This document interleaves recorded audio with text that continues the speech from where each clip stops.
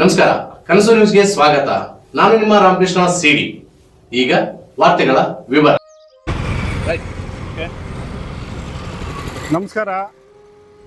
ಈ ದೇಶಾದ್ಯಂತ ಡಾಕ್ಟರ್ ಬಾಬಾ ಜಗಜೀವನ್ ರಾಮ್ ಅವರ ಜಯಂತಿ ಅಂಗವಾಗಿ ದೇಶದೆಲ್ಲೆಡೆ ಈ ಜಯಂತಿ ಆಚರಣೆ ಕಾರ್ಯಕ್ರಮ ಭಾಳ ಅದ್ಧೂರಿಯಾಗಿ ಮಾಡ್ತಾವ್ರೆ.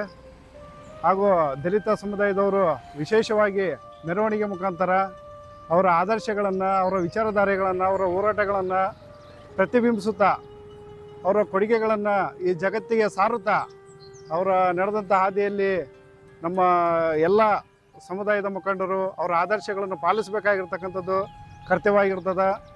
ಹಂಗಾಗಿ ಅವರ ಜೀವನ ಆದರ್ಶಗಳನ್ನು ದಲಿತ ಸಮುದಾಯದವರು ಒಂದು ಮುಖ್ಯವಾಹಿನಿಗೆ ತರ್ತಾ ಈಗಿನ ತಂತ್ರಜ್ಞಾನಕ್ಕೆ ಟಚ್ ಕೊಟ್ಟು ಎಲ್ಲ ಮೂಲೆಯಲ್ಲೂ ಕೂಡ ಅವರ ಆಚಾರ ವಿಚಾರಗಳನ್ನು, ಅವರ ಆದರ್ಶಗಳನ್ನು, ಅವರ ಹೋರಾಟಗಳನ್ನು ವಿಶೇಷವಾಗಿ ಪ್ರತಿಬಿಂಬಿಸುತ್ತಾ ಅವರ ಜನ್ಮ ದಿನಾಚರಣೆಯನ್ನು, ಜಯಂತಿಯನ್ನು ವಿಶೇಷವಾಗಿ ಅರ್ಥಪೂರ್ಣವಾಗಿ ಆಚರಣೆ ಮಾಡ್ತಾ ಇದ್ದಾರೆ. ಈಗ ದಲಿತ ಸಮುದಾಯದವರಿಗೆ ಒಂದು ನ್ಯಾಯವನ್ನು ಕೊಡಿಸ್ತಕ್ಕಂಥ ಪ್ರಮುಖ ಪಾತ್ರದಲ್ಲಿ, ಹಸಿದವರಿಗೆ ಅನ್ನವನ್ನು ಕೊಡ್ತಕ್ಕಂಥ ಒಂದು ಕರ್ತವ್ಯದಲ್ಲಿ ಈ ರಾಷ್ಟ್ರ ನಾಯಕರಾಗಿರ್ತಕ್ಕಂಥ ಡಾಕ್ಟರ್ ಬಾಬಾ ಜಗಜೀವನ್ ರಾಮ್ ಅವರ ವಿಶೇಷವಾದ ಪಾತ್ರ ಇರ್ತದೆ. ಅವರನ್ನು ಇವತ್ತಿಗೂ ಕೂಡ ನಾವು ಸ್ಮರಣೆ ಮಾಡಬೇಕು. ಅವತ್ತು ಅನ್ನ ಅಂತ ಸಾಯ್ತಕ್ಕಂಥ ಕಾಲದಲ್ಲಿ ಹಸಿರು ಕ್ರಾಂತಿಯನ್ನು ಮಾಡಿ ಎಲ್ಲರಿಗೆ, ಹಸಿದವರಿಗೆ ಊಟವನ್ನು ನೀಡುತ್ತಾ, ಅನ್ನವನ್ನು ನೀಡುತ್ತಾ ಅವರ ಒಂದು ಶ್ರೇಷ್ಠವಾಗಿರ್ತಕ್ಕಂಥ ಸಾಧನೆಯನ್ನು ಮಾಡಿದ್ದಾರೆ.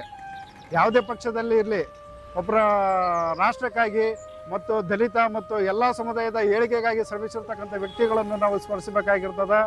ಅವರನ್ನು ಈ ಒಂದು ಸಂದರ್ಭದಲ್ಲಿ ಸ್ಮರಿಸುತ್ತಾ ಎಲ್ಲರಿಗೂ ಡಾಕ್ಟರ್ ಬಾಬಾ ಜಗಜೀವನ್ ರಾಮ್ ಅವರ ಜಯಂತಿಯ ಶುಭಾಶಯಗಳನ್ನು ಕೋರುತ್ತೇನೆ.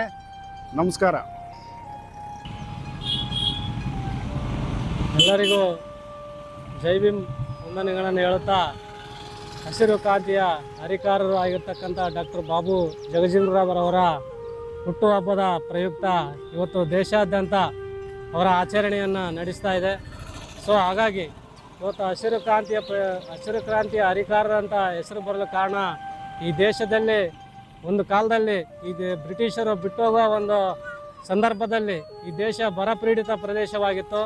ಅಂಥ ಸಂದರ್ಭದಲ್ಲಿ ಅನ್ನಕ್ಕಾಗಿ ಪರದಾಡ್ತಕ್ಕಂಥ ಇಡೀ ದೇಶದ ಬಡವರು, ನಿರ್ಗತಿಕರು, ಶೋಷಿತ ಸಮುದಾಯಗಳು, ಕೂಲಿ ಕಾರ್ಮಿಕರು ಪ್ರತಿಯೊಬ್ಬರು ಇವತ್ತು ಒಂದು ಹೊತ್ತಿನ ಊಟಕ್ಕಾಗಿ ಪರದಾಡ್ತಕ್ಕಂಥ ಪರಿಸ್ಥಿತಿ ಇವತ್ತು ಈ ದೇಶದಲ್ಲಿ ಉದ್ಭವ ಆಗಿತ್ತು.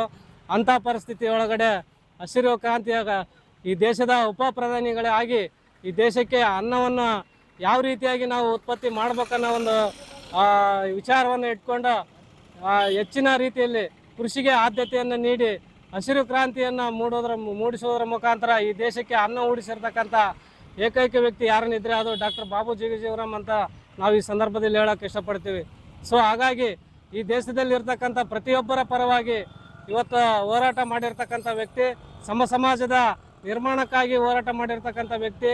ಹಾಗಾಗಿ ಬಾಬು ಜಗಜೀವನ್ ರಾಮ್ ಅವರು ಇಡೀ ಉಪ ಪ್ರಧಾನಿಗಳಾಗಿ ಈ ದೇಶದಲ್ಲಿ ಇರ್ತಕ್ಕಂಥ ಎಲ್ಲರ ಪರವಾಗಿ, ಹೆಣ್ಣು ಮಕ್ಕಳ ಪರವಾಗಿ, ಮೀಸಲಾತಿಯ ಪರವಾಗಿ, ಪ್ರತಿಯೊಂದು ವಿಚಾರಗಳ ಪರವಾಗಿ ಇವತ್ತು ಧ್ವನಿ ಎತ್ತಿರ್ತಕ್ಕಂಥ ವ್ಯಕ್ತಿ ಆಗಿರೋದ್ರಿಂದ ಇವತ್ತು ಒಬ್ಬ ರಾಷ್ಟ್ರ ನಾಯಕನಾಗಿ ನಾವು ಕಾಣಬೇಕಾಗಿದೆ.